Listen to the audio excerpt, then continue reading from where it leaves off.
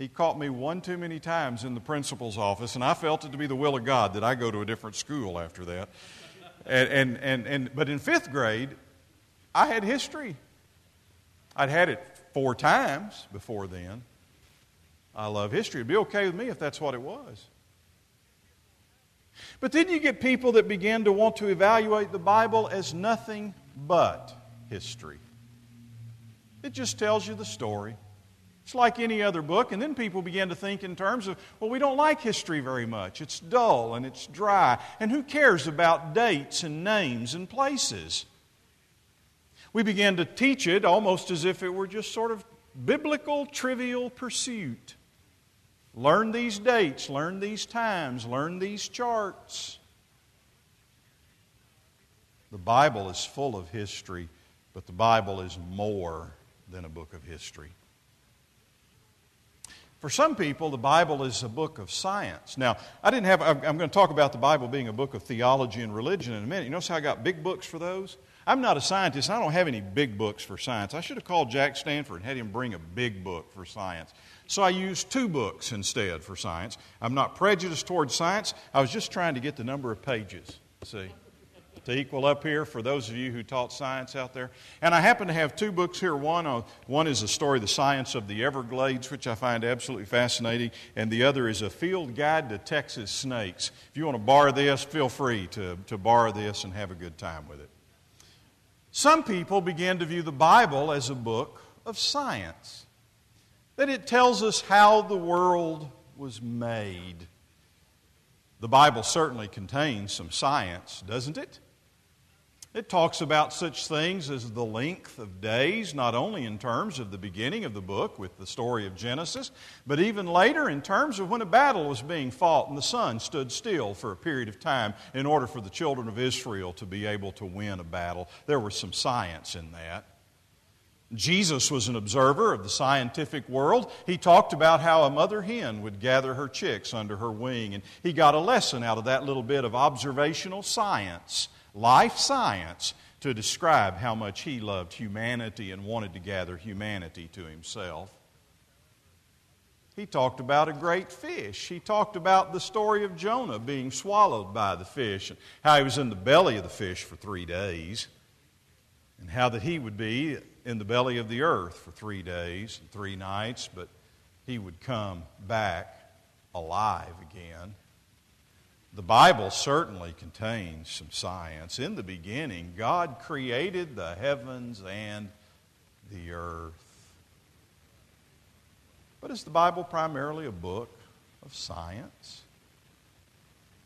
Was it the purpose of Moses in writing the first 5 books of the Bible, or at least copying them down for us and relaying the traditions that have been handed down? Was it his intent to just give us a sort of chronological listing of how the world came into being?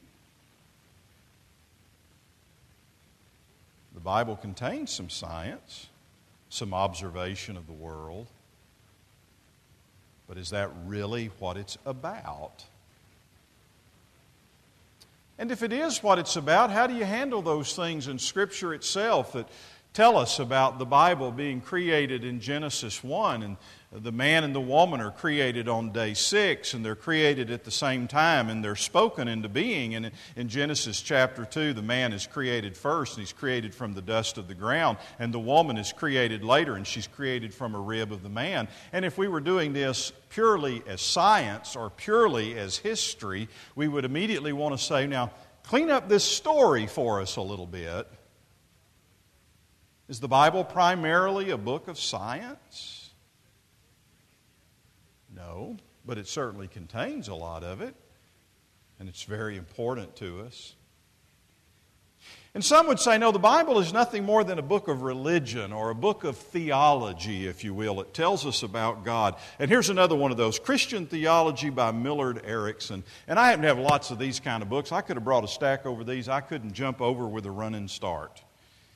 Well, that's not saying much because never was much of a hurdler. But we could line up books around here and get Joe and Chuck over here to run around and jump over them a little bit for us and see how they would do with that.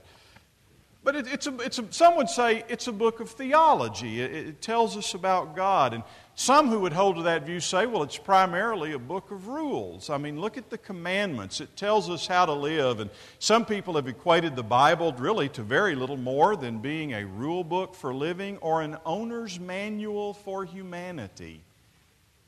My XM radio wouldn't work today, and I was trying to listen to the Houston Texans on the radio, and I couldn't get them on a local station because for some reason when you live in Brownwood, Texas, nobody cares about Houston teams. It's just that team in Dallas that can't win.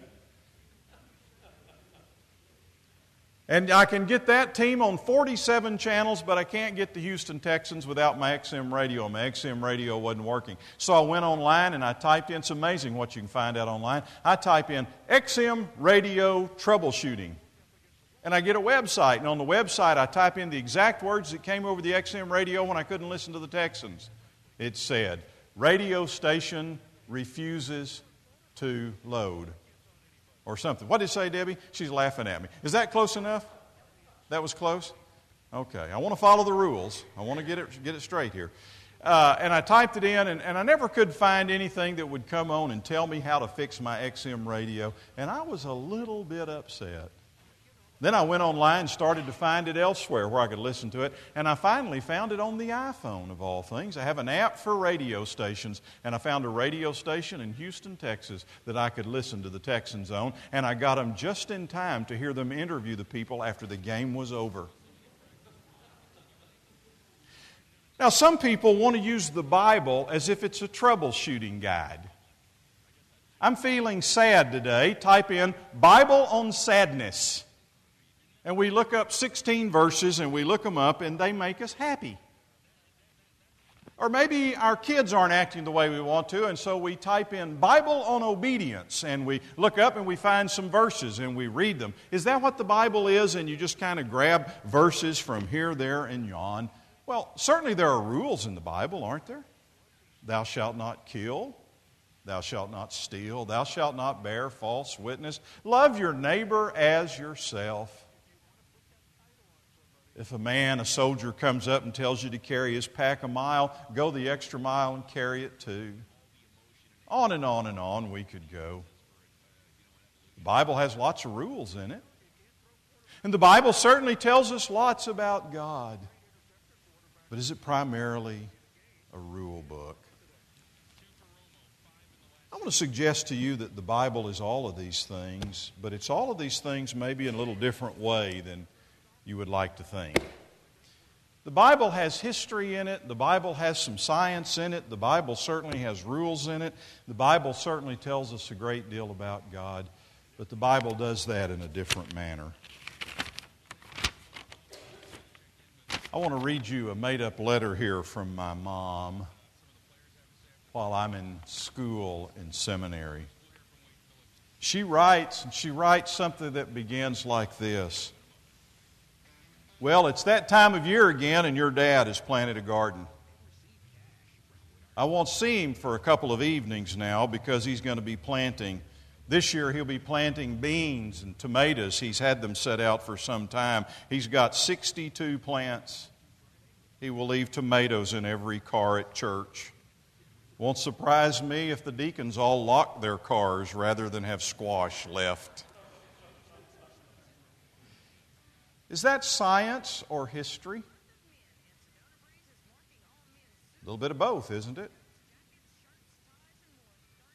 A few weeks later she wrote and she said, your dad is not happy. He decided to save money on fertilizer this year, and he had some fertilizer left over in the garage, which he put on his garden, and then noticed that it was weed and feed. We're looking forward to the spring garden. Is that science, history, or rules? A little bit of all of them, isn't it? Don't put weed and feed on a garden that's growing already. It'll kill it. It's telling you the story of what happened. There's some science in there.